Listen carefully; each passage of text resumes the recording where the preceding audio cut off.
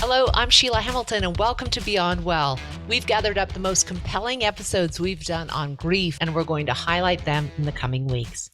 And to you, thank you. We've been so honored to be named in the top 1% of all podcasts, and we couldn't have done it without you and the incredible support of our sponsors. Before we get started, we'd like to thank Active Recovery TMS for their support of our show.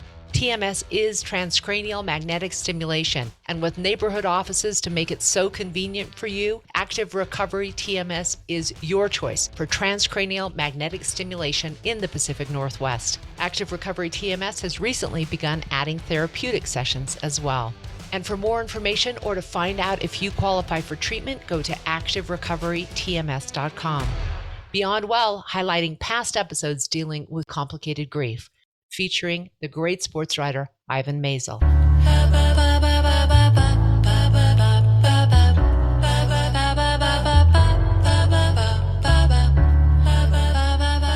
Welcome back to Beyond Well. I'm Sheila Hamilton, and generally we have one of our physicians here alongside me, but today we're going to be talking about a topic that I think most of our longtime listeners know is very, very deep to my heart, and that is the epidemic of suicide. It has impacted a generation, especially of young people, in a way that's frightening. For the 13th year in a row, the suicide rate has increased, particularly among people 18 to 25 years old. Ivan Maisel lost his only son, Max, to suicide, and it's the kind of tragedy that seems impossible to understand or to explain. And yet somehow Ivan, who's a senior writer at On3 and a former college football expert from ESPN, also an editor-at-large for ESPN Football, has written a stunning memoir that exposes and calculates the loss of a child as the all-consuming and unrelenting type of grief that it is. It's called I Keep Trying to Catch His Eye, a memoir of loss, grief, and love. Welcome, Ivan. Thank you, Sheila. I appreciate you having me.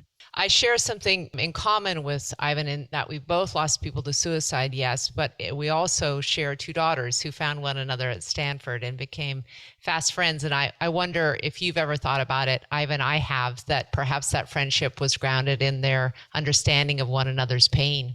I don't think there's any question, Sheila, and it wasn't anything overt. I think they did sense a kindred spirit in one another, and thank God they did. Yeah, Sophie had related to me that it was several months after she'd known Elizabeth that Elizabeth finally opened up to it. And I'm really interested in timing for when people feel healed enough to talk openly and honestly about it. And it took you several years to write about your son, Max. What were you doing during those years? Healing as best I could. You know, and that's an interesting question. People have asked me, was writing the book therapeutic? Was it cathartic? And I feel, Sheila, as if I had to do all that work before I could be in a position to write coherently. You know, I used the line in the book, I borrowed a line from John Meacham, the historian in the book, saying, you know, mountains are best viewed from a distance, something to that effect. And wow. I needed some sort of perspective. And it was almost as if I had to find a sweet spot between it's far enough away for me to see it, but not so far that I've begun to forget details or moments. And once I felt like it was time, it really flowed out. Honestly, you know, I wrote the book in about 5.5 months. You're right. I had to learn that grief can be painful. I had to learn that in its early stages, it is unrelenting. I had to learn that grief is permanent, and I had to learn that accepting it helps but does not make it disappear. I love that summary so much. I want you, if you could, to just explain a little bit about your own emotional background and your family of origin so people understand where you were versus where you came to. Well, one of the reasons I wrote the book was because I was terrible around grief and around people who are grieving. Part of that was upbringing. Part of that is coming up in the latter half of the 20th century as a male, as a Southern male, where you were, you know, not encouraged to be emotive, to just stonewall emotion. It was what you were told to do. And if I ran into grief, you know, I stiff-armed it. If I ran into people who are grieving, I would stumble and fumble to say one thing, and then I would check that box and say, well, I'm sure they don't want to talk about it anymore, or I don't want to bring it up, as if they didn't know that somebody had died. So that was sort of where the baseline of where I was when Max died, and it was difficult to figure all that out that you just read, that I had to accommodate the grief because it was not going to go away. My wife, Meg, says we don't deal in prepositions. You don't get through it. You don't get over it. You just learn to live with it, and you learn to carry it with you. And that's the task. And it took me a few months to kind of figure that out. Max was your second child, and he was clearly quite different from both of your daughters. So could you explain Max from an early age? Max was unique. All children are unique. He was quirky.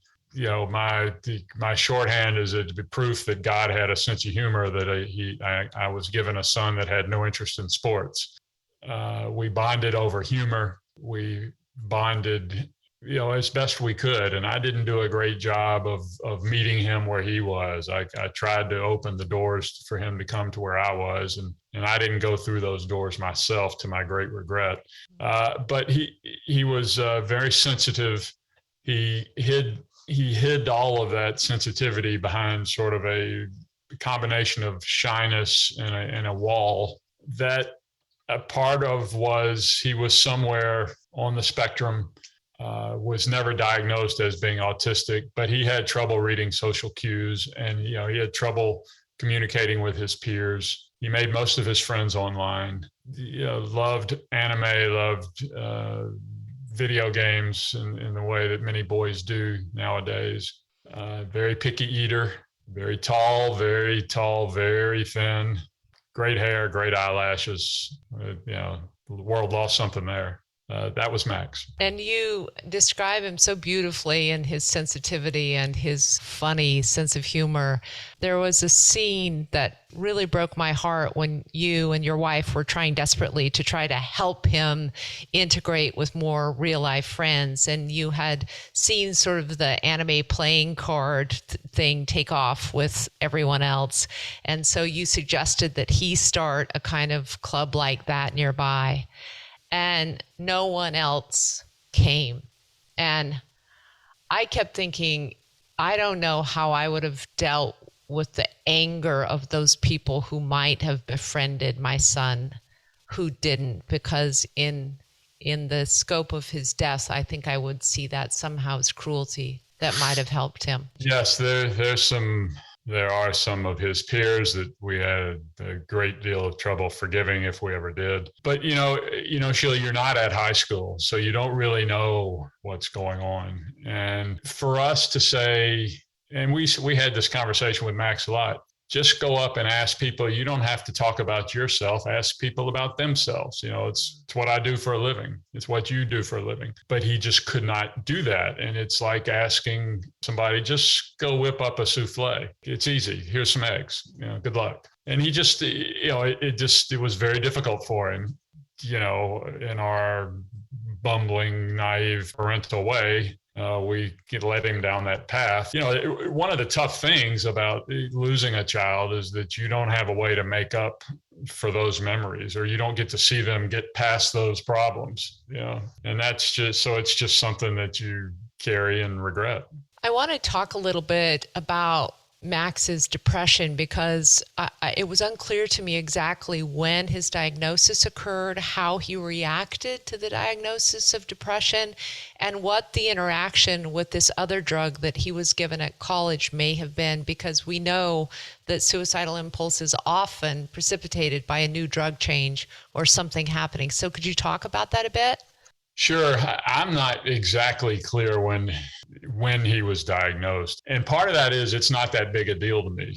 Depression, I was diagnosed with depression at one point, and I took medication and went to therapy. I still go to therapy. So I didn't really blink when he was diagnosed. I know he was in the used mental health services at RIT from the time he got there. And he was taking a rather heavy dose of medication, and Max was a photographer. He was a photography major. And one of the side effects of the medication he was taking was he began to have hand tremors. He was a photographer. So he was prescribed something in January of 2015 to hopefully quiet the tremors. And there is anecdotal evidence that in some patients, the two medications he was on don't mix very well. I don't know I can't point to that was it. I think there were a lot of things that he began to spiral and they all just made the slide faster and slicker. I believe that was one of them. Would you just talk about how you learned about Max's death? Sure. It was a Monday night in February of 2015, which on the East Coast was, and in New England specifically, just one of those once every 10 to 15 year winters, unrelentingly bad. And Rochester is RIT, Rochester, New York, being on the shores of Lake Ontario is even worse. And we just had a lot of snow, a lot of cold. I think the night he died, the temperature was around zero. I got a phone call on a Monday night from a sheriff in Monroe County, where Rochester is, and he asked for Meg because the car Max had at school was registered to Meg, and she was not home. And, this is Ivan Maisel, Max's dad. How can I help you? He said, well, his car is parked at the park at Lake Ontario, which I knew right where it was. It was a mile away from where we have gone every summer to visit family. And, someone saw him walk toward the pier 24 hours ago and did not see him come back. And we were called and we're unable to find him. Have you heard from him? No. I knew at that point, Sheila, he was gone. Meg, my wife, his mom, thought, well, surely this is some sort of miscommunication or he's just out of pocket. But I just knew it, logic gave only one conclusion. So that was Monday night. We drove to Rochester Tuesday and it became clear over the course of the week that he was gone. And it was a 3-week period before they actually found his body. No. They searched Lake Ontario for 3 weeks unsuccessfully. And they finally said, we're going to have to let nature help us find him. And if that happens, and we didn't really know, and it was 8 weeks before the water was warm enough for his body to surface. And some poor fisherman in the middle of April happened upon his body. I'm wondering, Ivan, if you take a moment, I would love for you to read page 66, where you say, by not being secretive, we didn't act as if Max's death deserved secrecy down to ended his life. Okay, sure. I think this is probably one of the most important pages in your entire book for people to understand about the importance of honesty after someone dies by suicide. By not being secretive, we didn't add to our considerable burden. By not being secretive, we didn't act as if Max's death deserved secrecy. The first rule of stigma is that it's a badge of something to which you don't want to be attached. By not being secretive, if someone thought Max's death was shameful, or if someone didn't want to participate in a conversation about Max, that would be their burden. I hope that's not inconsiderate. I don't mean it that way. To this day, I don't broadcast how my son died. I don't shy away from it either. I play a lot of golf, and invariably, when playing with someone I don't know well, the conversation on the walk down the fairway turns to children. How many kids do you have? I make sure to modulate my tone. I don't mumble. I don't speak with an air of apology for answering an unloaded question with an emotional blast. The only hurt I suffer is that I don't answer, as I did for 21 years, in chronological order. We have 2 girls, 29 and 24, I say, and our son died 6 years ago. He was 21, a junior in college. He went into a spiral, and we didn't know it, and he ended his life. The reason that I think that is such a brilliant and honest part of your book is because I think that in addition to the complicated nature of grieving someone who dies by suicide, beginning to tell the story is very, very tricky. You don't want to go to a cocktail party and have to have that conversation. And yet, in order to actually come to terms with a person's suicide, that's exactly the way you have to respond. And I'm wondering if you had any missteps where you weren't describing that way, where you weren't talking about what happened, and then you began to feel the specter of fraud that I felt when I wasn't actually telling the truth about what had happened because I just didn't want to go into it. I did not, Sheila. And the reason I didn't is I decided that first week when we were all, my entire family and Meg's entire family, we all gathered in Rochester. The police originally said, we're not going to label this a suicide until the evidence tells us that. And it took them about 3 days of doing forensic work on his credit card to figure out, yeah, there's some circumstantial evidence. And I decided I was going to tell our families that. And the reason I did it was I had trouble putting one foot in front of the other. I lost 8 pounds that first week. I wasn't eating. I didn't want to have to keep in a roll call in my head of who I was telling what. And as I just read, if that made whoever I said it to uncomfortable, that was not my issue. That sounds like a jerk, well, I've already read all that. I really did it out of self-preservation. It was just easier for me to be honest. I think that one of the reasons we're continuing to see the suicide rate increase is that the people who are survivors of suicide loss actually haven't come to that conclusion, that the stigma is created by the secrecy and shame that surrounds mental illness, that it's perpetuated when someone dies by suicide, and then there's this uncomfortable, untruthful nature of how they died.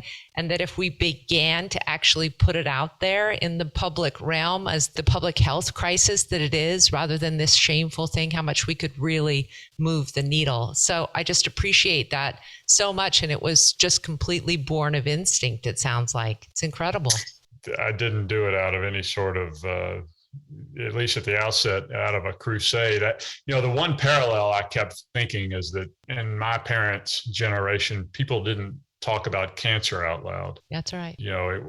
Like there was some sort of stigma attached to having cancer. And now, everybody recognizes that it's an awful disease and there are billions of dollars being directed to fix it, cure it. And, maybe, we could do that same sort of thing with mental illness. You have such a huge following. When I told my partner that I was interviewing you, I think it's the most excited he's been. And I've interviewed presidents and Madonna and all kinds of rock stars. But because you were on ESPN for so long as the college football expert, I'm wondering how those particular fans have reacted to your willingness to be so open about this really painful topic. I'd say 99% plus have been supportive and appreciative. I can think really of one just mean, bad tweet. And obviously that's the one you think of, right? But yeah. And I did take a picture of it because I wanted to have it. But just countless people, both in the industry, coaches, administrators, and fans have just been very nice and very supportive. And I appreciated it then and now. How often are you thinking about, now that you have high profile athletes like Naomi Osaka and, many others coming forward and saying, I'm suffering right now, I'm stepping back from this. How often is mental health and the mental health of athletes in the news in the complicated, deep, rich way that it needs to be? I think it's good that they are being upfront about it. And I think the media, by and large, is being responsible in how it is dealing with their issues. It's a tricky thing, but it goes back to what we were just saying. I think the more open the athletes are about what's bothering them, the better off they will be, the better off fans will be to understand, hey, if that's happening to Kevin Love, if that's happening to Naomi Osaka, maybe that's what's happening to me. Maybe it's okay. I should get help, and that can only be for the better. I'm often perplexed by how you handle it in the world of sports, Ivan, because the very nature of an athlete who endures, you have to endure pain, you have to endure uncomfortableness, you have to endure the kind of fatigue. If you're thinking about what makes great athletes is that they actually can compartmentalize and shut off pain.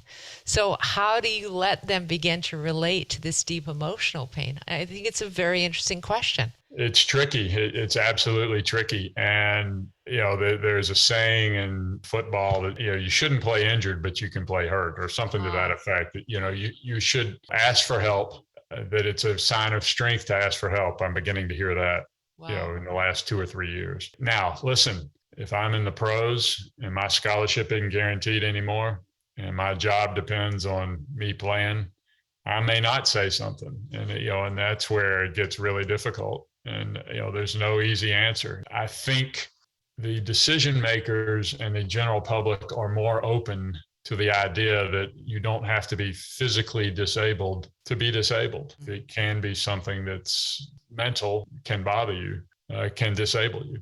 I have spoken to so many former athletes whose, the peak of their career was collegiate ball, and they talk about the camaraderie and the serotonin push you get from this deep, deep training and the sense of who you are being something that's elevated, and then boom, it's gone.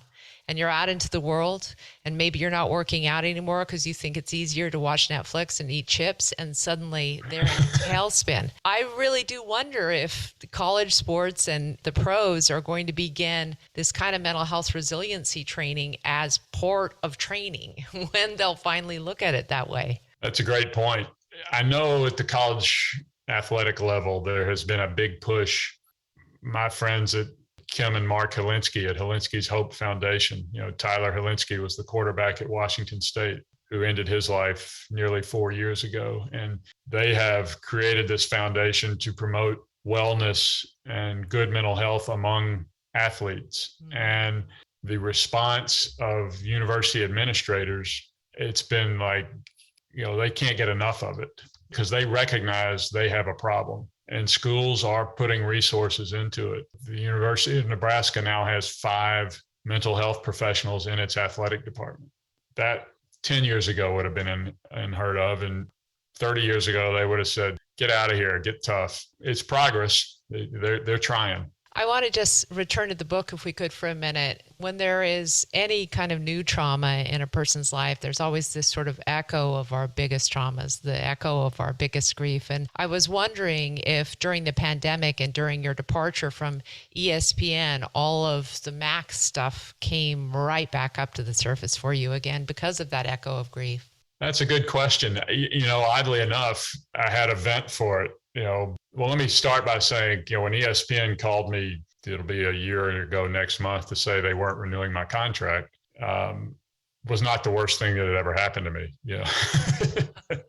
So in that sense, Max has provided me perspective about a lot of things. And then once the pandemic hit, was right about when I was shaping the proposal to write the book. So when everything shut down, I had a project to work on. And it's really remarkable how that sequence of events took place. But the pandemic hit in March, June 1st, I think I signed my contract to write the book. So right there, March, April, May, I was trying to sell the proposal. And then from June on is, when I really wrote the book in earnest. I want to just quote again, your writing is just so beautiful. I wish I'd watched you more on ESPN so I know how you... Well, I wasn't on TV a lot, but I'm working now at on3.com, so I'm writing there. So yeah. It's a riddle answered only by feel. This is an elevated form of grieving. You must calculate how much of you to leave behind, how much of him to bring with you. All these words just got me. And how to carry